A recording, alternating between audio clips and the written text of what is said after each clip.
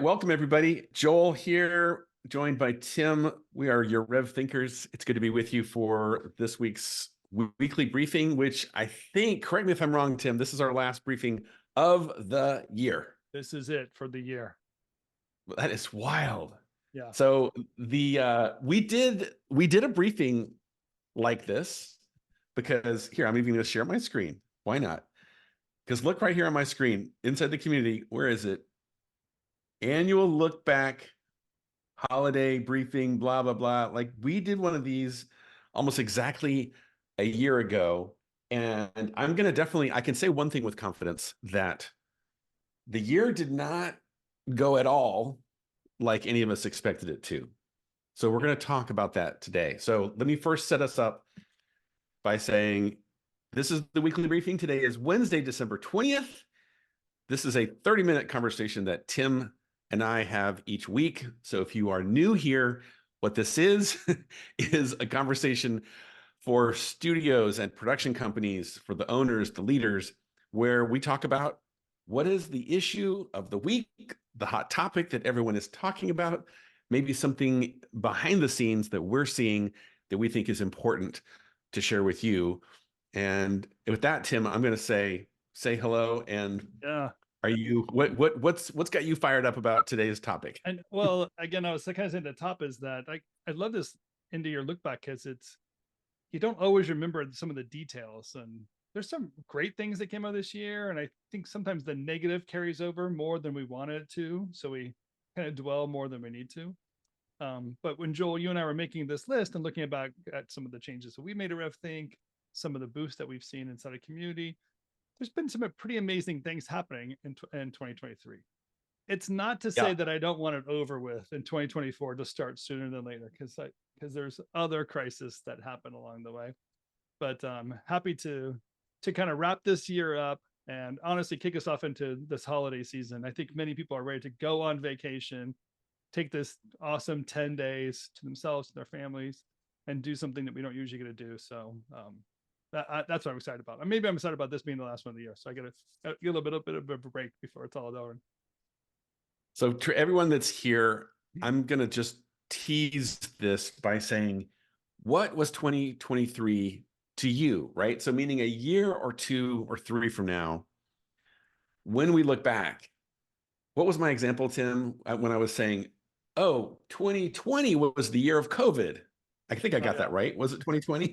I actually made a poll for this. You want me to launch this poll and have people give us some answers here? Yeah. So what we thought would be fun is to do a poll. These are always really fun because people always drop interesting things into this. But the idea is, rather than a poll of a bunch of crap that Tim and I made up, we're going to have everybody here. What's it called? Create the poll?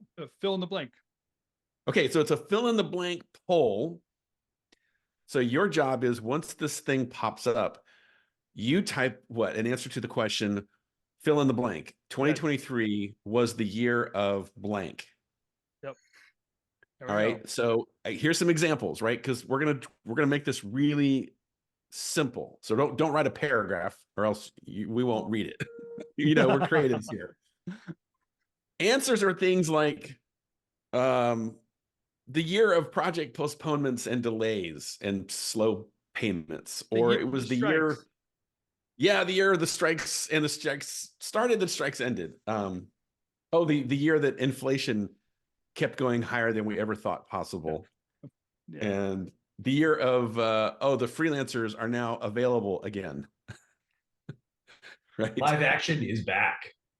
Live action is back. Yeah, that's a good one. So, Tim, do you and I get to answer, or do I just sit here and ride the?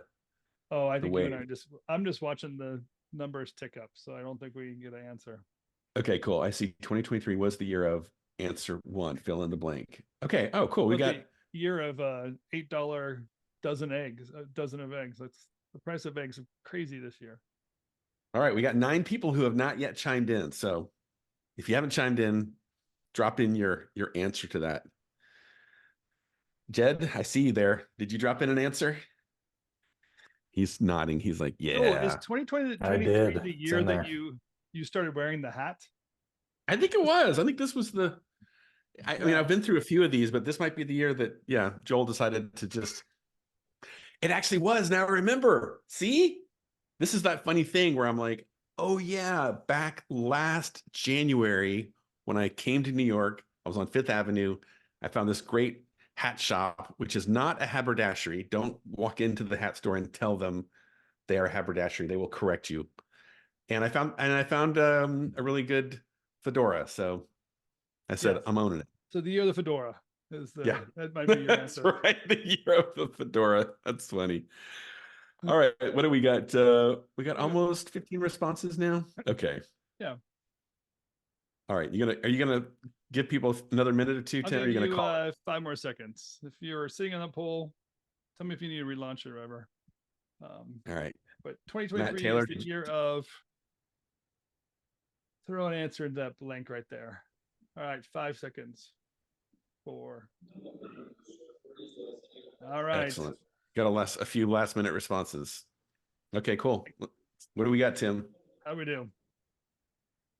How do we steer these answers? Like maybe Do you say share results? here we go. Can we I got see that? nothing. Me either. I see poll ended one question, 80% participated. We got 16 I'm answers. seeing my answer back. I think we each see our own answer back with when you share that. Wait, how does, come on. Nailed it. Well, All right, I am seeing the responses inside of Zoom. So should I read them? Oh yeah. Tim? Yeah, if you can. Okay. All right. So here are the answers. I have projects that time travel to 2024, The Rebound, live action is back, taking responsibility for business development, team building, reconfiguration, connecting, slow decisions and low work, one of the worst. The strike and lumpy inbound sales. Lumpy. I like that one. Right? Rebrands and brand refreshing, shrinking budgets and more competition, change, strikes, looking at the positive, community building, whoop, learning and growing.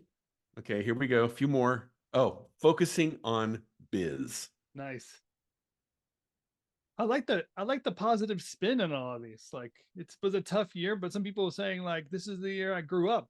I'm going to focus on biz and recognize the reality and kind of clean some stuff up. That's really great. There's obviously some things that have hit us that are outside of our control. So I think that's a pretty fair look at 2023. I'm just going to say this, that sure, it was a mixed bag. I especially think of, there were some people that were more challenged running a studio or production company this year than ever before, which is saying something. But I'm also going to say that it's surprising how resilient we all turned out to be, right? Because like if we had seen the numbers and the trends and all this maybe a year ago and said, oh my God, that's what this year is going to be like, some of us would have just said, forget it, I'm out. But as you live it in real time, it's amazing how much pivoting and adapting and just waking up and saying, okay, gotta keep figuring it out. Yeah, what I kind of picked up on here too is like the year of community. Someone said it literally, but like the thought process of, I think some of the stress drove people towards community. I might have said 2023 is the year of RevCommunity too. There was a major kind of boom in my onboarding process, these weekly orientation meetings I do. I was getting 5, 6, 7 people every orientation, just talking to them, introducing them to RevCommunity, but also just hearing their feedback, talking about how amazing it is to be in community with one another and other business owners. I think there's something legitimate about a year where you're dealing with the ups and downs, and you need to hear from other people that you're not the only one in the room dealing with those issues. Well, I'll give you one example. Today on LinkedIn, Amanda, who is one of the partners at Cream Studio, posted about, do you remember these poser studios that were basically ripping people's work and presenting it as their own? And she tells the whole story on LinkedIn, like, oh my gosh, it was so incredible how I went into the community, shared this. Oh my God, a client of mine just said, hey, this company is representing your work and they're lying and they're trying to steal. And how everybody in the community sort of came together. And first of all, we created a response that got stuff taken down so that some of these, artificial or counterfeit websites and work was taken down. But then we also got a lot of owners to the place of, you know what, it's actually going to be okay. And here's why. You remember Yeah. that? Yeah, I remember that post, and just like almost a call to action of that. No, we're not going to let people just steal our stuff, but also recognizing the industry's bigger than a bunch of scammers that are out there. Right. So Matt, I see your pretty face here. What's do you want to give us the Australian maybe perspective on some of those words and phrases that we read off? If you were going to say, in Australia, it feels like most everybody here is going to say 2023 was the year of blank. I think 2023 is the year of the first half of the year we won't talk about. I think it's, it's very, very similar to what's been happening in the States. The first half of the year was just quiet, and freelancers you'd never heard from were calling up, wondering if anything was happening. So suddenly I think there was that rebalance. I think that, gives people the opportunity to hire people they haven't hired in a while, or reconnect with people. I think that 5-year question of what's the advertising industry turning into got put aside a bit in the pandemic when lots of people had tech work, and then when all that tech work goes away, you realize it's even worse. I think lots of people just aren't talking about January and June. And it's like, that is like in Encanto, when it's like, we're not going to talk about Bruno. We're not going to talk about Q1 and 2. But for me, my big... Oh yeah, go ahead. Yeah, Tim. I was going to listen. No, you go ahead. I was going to... Oh, but just my thing for the year is Stoic philosophy. I've been reading the Daily Stoic every day, and that's my gentle suck it up philosophy I've been ascribing to, which works for parenting and advising. It's pretty good. Parenting and consulting, they're sometimes related, aren't they? They can be the same.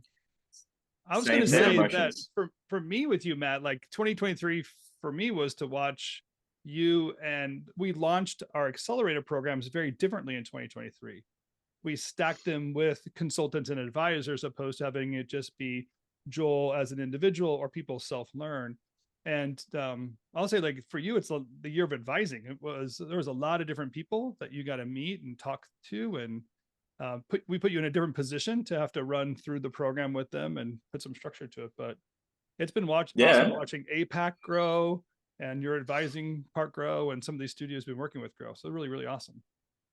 I got to learn more about different states in America. Yeah, I didn't know what the DMV. I didn't know what the DMV was before, but now I know all about the DMV, and I got to thrill someone from DC over here when I could tell them all about the DMV. Like, how do you even know about that? The DMV. Yeah, that's awesome. Yeah, when you come to the States, I'll let you stand at the DMV in my place. How's that? Okay.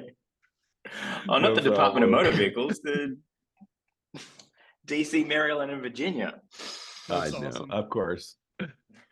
So, Matt, would you say did the community and people plugging into the community, was that also a big growth thing in Australia this year?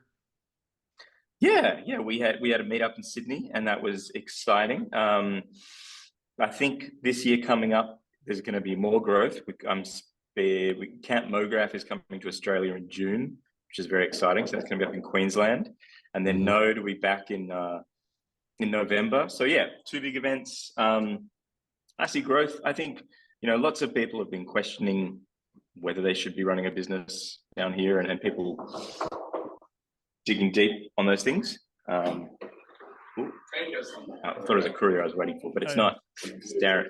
I think you're in the Mighty Nice office. I was going to say, yeah, you look like you're in the... I am. Yeah. Thursdays is my Mighty Nice day, so I'm in here, and we've got to round up at 9:30, so this all works very neatly. That's great. Oh, fantastic. Well, tell Darren and the crew we said hi. Yeah, for sure. Yeah.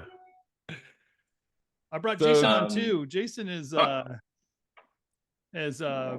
an interesting 2023 too. I think Jason, you've been with me from the very beginning.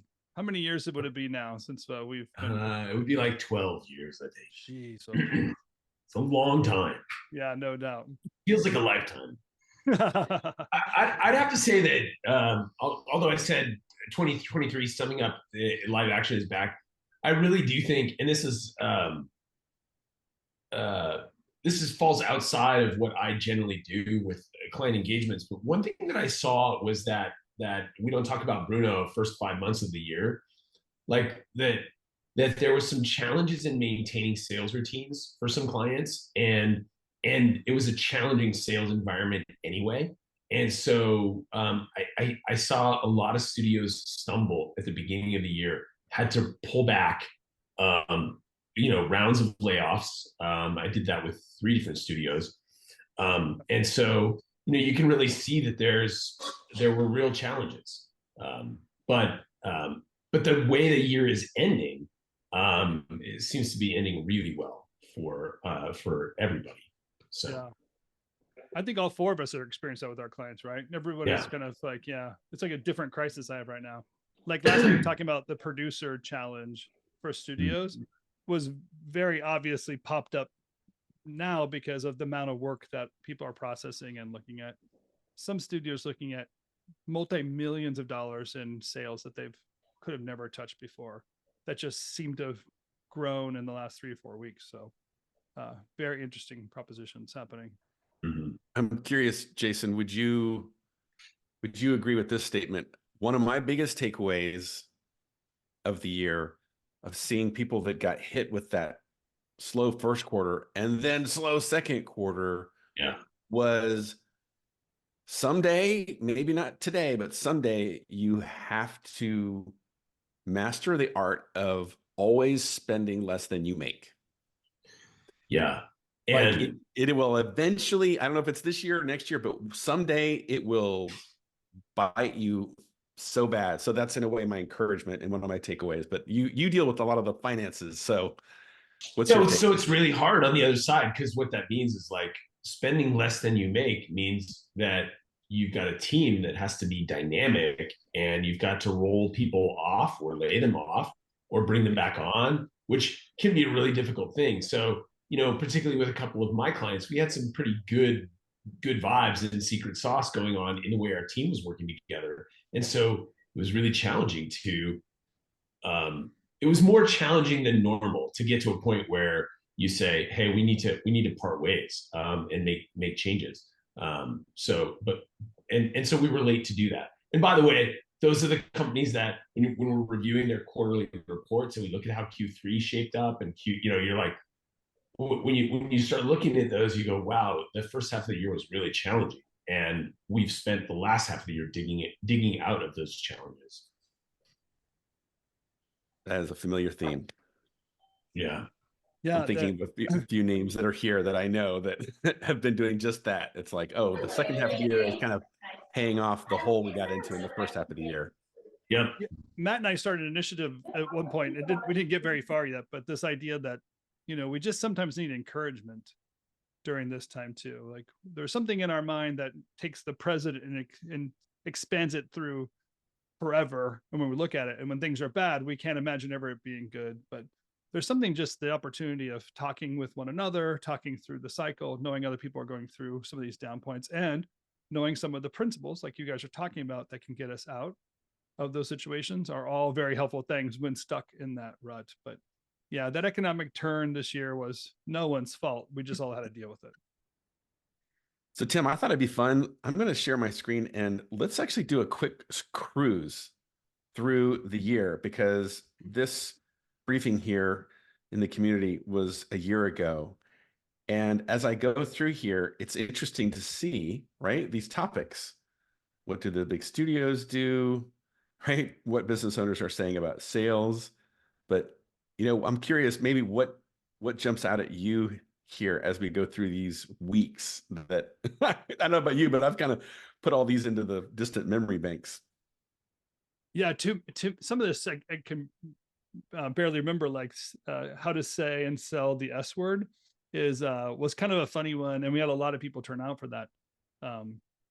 But what's interesting is the decision pyramid. I think you had that earlier. Decision matrix, like that is something I used all year long of just let's start making decisions. Let's be proactive. Let's get in control of this thing. And to give a structure to that was really great. One of the biggest changes right there, Joel, is our RevThink branding changed about halfway through the year. Yay. We look like we're all grown up now. Yeah. But sales is always a topic that we talk about. Finances, obviously, is probably the next biggest topic we talk about. But this year, I want to say we talked about transition a lot. And what it meant to grow and expand and build a team and bring people on. Yeah. Well, I can't resist doing the shameless plug and giving a lot of credit to Sean Herman, who has done a lot of the best websites in the industry for studios and production companies. And he was able to fit us into his busy schedule. Of course, we're featuring Laundry's work on here since they're a client. But yeah, this has been really tremendous, I think, just to give people a look at everything that we've got going on behind the scenes at RevThink. And we're, of course, always excited to celebrate some of our favorite people that we get to work with and all the amazing work that they do, which is awesome. So if your name is featured here, woohoo, you're awesome. But yeah, there's just now, we have this consistent repository for where you can find out information about all of the things that we're doing and how to engage and all that. So it's about time. Yeah. And jump over to the community, Joel. I think that, 600 plus people are now inside a community. Like I said, I've been doing onboarding of new people into the community at handfuls at a time, 5, 6, 7 at a time on a weekly or sometimes bi-weekly basis. So it's really great to see all these names. And it's really cool when I get the small group together, I ask, how did you hear about RevThink? And the podcast is a common one. LinkedIn is something common, but number one always is somebody told me to join. My friend told me. And I think that's the power of community, is that many of you are seeing the benefit of being in community and you can't hold on to it yourself, or someone else is hurting, and that outreach is really making a difference. And it makes it stronger, helps us grow. It's really awesome to be part of that. And I think you feel like me, Joel, like we're part of the community. We're not driving it in a lot of ways. It's being run by these business owners and we're listening and contributing, but so many great things are coming from many of you in community. Yeah. I've been excited to see a lot of you plugging into this weekly poll that we're doing. So it's just changing, right? Last week it was, what new business are you focused on? And look at all this, right? People are like, we're going after brands, which is absolutely fantastic. In this week's poll, in 2024, I'm determined to, and it's just been really cool to roll out some new features, some new ideas inside the community. But yeah, like you said, Tim, we're just sort of riding a wave and hopefully supporting everybody so that they can support each other. It's been really cool. And we're developing more. RevThink Red is going to be launched soon in 2024 as another way of engaging community, having access to some of the programs that we have, and see if we can't push some of that. And I think, Joel, your confab is in episode 400 or something. I mean, it's been going on for quite a while. It's gonna be changing in the year ahead to, I think, be a little bit more accessible and easier to plug into.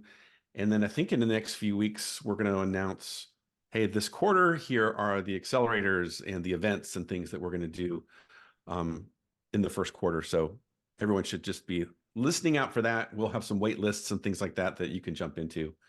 But yeah, it's going to be a good year. I think we're already seeing signs that hopefully, I don't want to like jinx anything, but it feels like the anecdotal information is starting to pile up called, hey, people are saying generally, we haven't been this booked in January, right?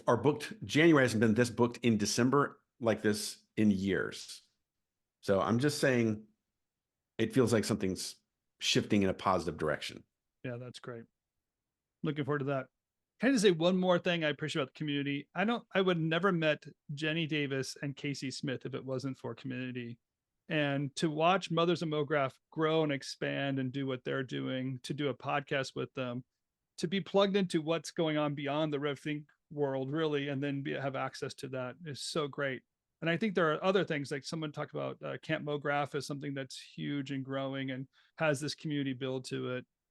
Even some of the bigger conferences in the last few weeks, I've been asking people what conferences do they go to and how do they connect? Where's a good place to network, socialize, get to know people? Because I think we're missing some of that face-to-face time. And Joel, many people are asking us to, like, why don't we just do something inside of RevThink? Because that some of what used to be in place is not the same. So I can hear that community desire to get off of the page and maybe into some hotels or conference spaces, smaller conference spaces. We're not Adobe Max, but some spaces near soon. Yeah.